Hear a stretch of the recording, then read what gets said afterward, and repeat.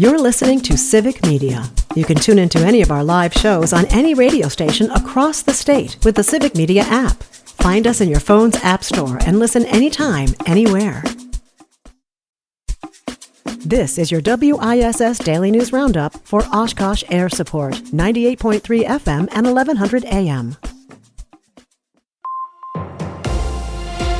For 98.3 and 96.5 WISS News, I'm Lisa Hale. The dry weather and very high winds forecast through this Wednesday significantly increased fire risk across the state. Elevated fire danger resulted in 63 wildfires burning 135 acres this past weekend, and the Wisconsin Department of Natural Resources is continuing to suspend burn permits in 24 counties. Fire danger remains very high in all of northeast Wisconsin. Along with burning permit restrictions, the DNR will be staffing all available fire equipment across the state and shifting resources to areas with elevated fire risk. So far in 2025, the DNR has responded to nearly 500 wildfires that burned 2,000 acres. This is almost double the number of fires in a typical year, and 49% of the fires this year have been caused by debris burning.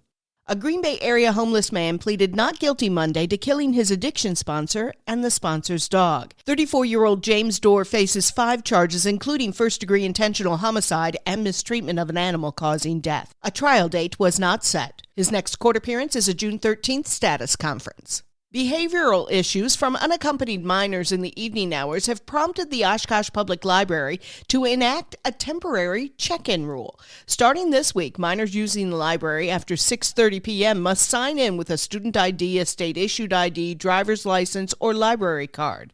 Library officials say many youths use the library responsibly, but disruptive behavior from a few affects other patrons and library staff. Officials ask that minors be accompanied by a parent or guardian after 6:30. Wisconsin Senator Tammy Baldwin has introduced bipartisan legislation aimed at supporting businesses that rely heavily on winter weather. Meteorologist Brittany Merlot tells us more. The Winter Recreation Small Business Recovery Act would ensure businesses that rely on snow can get disaster relief funding during mild winters. It's an issue northern Wisconsin has struggled with in recent years. This would add snow droughts to the list of recognized disasters under the Small Business Act. Businesses who apply for disaster relief could be eligible for an SBA injury disaster loan. Chaos is the word that U.S. Senator Tammy Baldwin used to describe the roller coaster of tariff declarations, retaliatory tariffs, tariff pauses, and the stock market reactions over the past few weeks. I do think it's appropriate to have tariffs and other sanctions that can be placed so that we can level the playing field for our workers and our businesses. But when it comes to our allies, the 2 biggest trading partners Wisconsin has are Canada and Mexico. President Donald Trump paused the across-the-board tariffs last week, a move that Baldwin hopes becomes permanent policy regarding our allies. Baldwin made her comments during a virtual town hall meeting for her Northeast Wisconsin constituents last week. Wisconsin's #1 law enforcement official, the Attorney General Josh Kaul, will hold a town hall meeting Thursday night in Green Bay. The event offers citizens the opportunity to ask questions and share thoughts directly with the Attorney General. To register for the event, visit the Wisconsin Attorney General's Facebook page and click on the link. How much have state agencies spent on DEI efforts? Joanne Krulatz has the answer.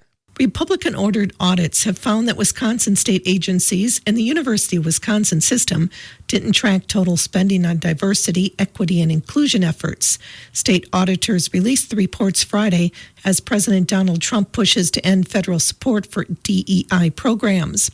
The audit found that neither UW nor the 15 state agencies that were examined specifically tracked how much they spent on DEI efforts in the 2023-24 fiscal year. However, the audit estimates that tens of millions of dollars were spent on such initiatives. Wisconsin Assembly Speaker Robin Voss has pledged to end diversity efforts in state government, saying that such initiatives are cancerous and that he wants a society that is truly colorblind.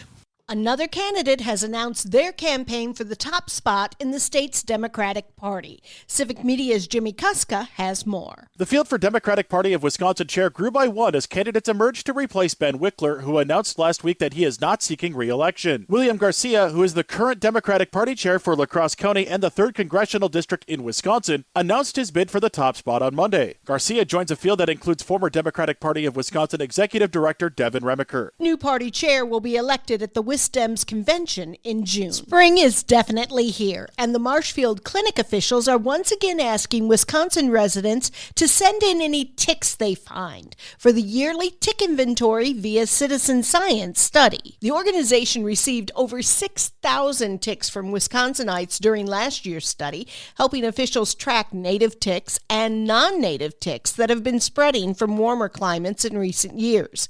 Experts say the introduction of a new tick species to the state can also mean the introduction of new diseases. Residents can contact the Marshfield Clinic to request a prepaid collection kit. I'm Lisa Hale for 98.3 and 96.5 WISS News. For news anytime, visit WISS.FM.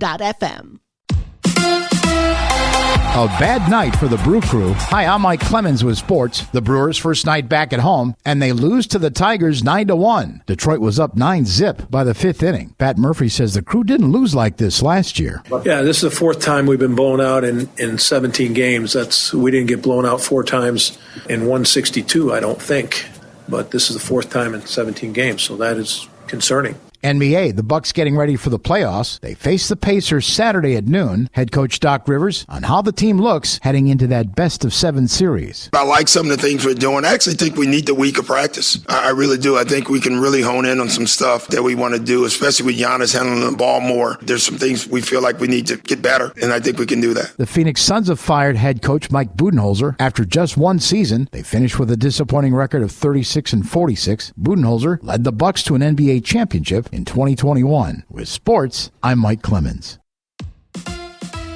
On your entertainment beat, I'm Pete Schwaba. Not sure if he slept in a tent or mud wrestled, but political rock star Bernie Sanders did make an appearance at Coachella over the weekend. The senator from Vermont took the stage to a huge response from the crowd before introducing Clairo and complimenting her on her activism. Sanders then performed an 18-minute guitar solo before smashing the instrument and kicking over the drums before exiting the stage and telling the crowd to off. Amy Lou Wood is lashing out at Saturday Night Live for going too far by making fun of her teeth. The White Lotus actress was no stranger to attention she received regarding her choppers, but said she was disappointed and called the teasing unfunny and mean. SNL cast member Sarah Sherman wore even bigger, exaggerated teeth. The sketch is available on YouTube if you want to judge for yourself. Despite the risk of getting vomited on or having a soda thrown at them, audiences still continued to flood theaters to see the Minecraft movie. It was tops at the box office for the second week in a row. According to Variety, the film showed an impressive hold in its second week, with the crowd size diminishing by only 50% in its impressive second week. The film is now at $281 million domestically and $550 million globally. Minecraft was the only movie that was not a new release in the top 5. Coming in at second place was the religious film King of Kings, which brought in almost $20 million just a week before Easter. 20th Century Fox's The Amateur came in third place with $15 million. A24's Warfare came in fourth place with a take of about $8.5 million. The film received rave reviews from critics and is beyond intense. And the thriller Drop came in fifth place with $7.5 million at the gate. In case you're scoring at home, the movie with the worst critic score was in first place, and 4 critics' darlings rounded out the top 5. Actor Mickey Rourke has been asked to leave the show Celebrity Big Brother due to behavior resembling that of Mickey Rourke. That entails using offensive language and mistreatment of others. First, Rourke used threatening and aggressive language toward a fellow housemate, and that was after he had already been warned for inappropriate homophobic comments to fellow contestant JoJo Siwa. And he always seems so well-adjusted. When Roger Ebert really liked a film, he would say 2 big thumbs up. And that makes sense on 2 fronts. My latest Pete pick is Warfare, a film about a platoon of Navy SEALs on a surveillance mission in Iraq that goes horribly wrong. It has a group of young actors who portray soldiers dealing with real-life war trauma. The film is written and directed by Iraq veteran Ray Mendoza. It's hard to watch at times, but the excellent direction makes Warfare the best war film I've ever seen. My thumbs aren't as big as Roger Ebert's, so I will say 2 medium thumbs up. For more showbiz fun, tune into Nightlight with me, Pete Schwaba, weeknights from 6 to 8 p.m. on the Civic Media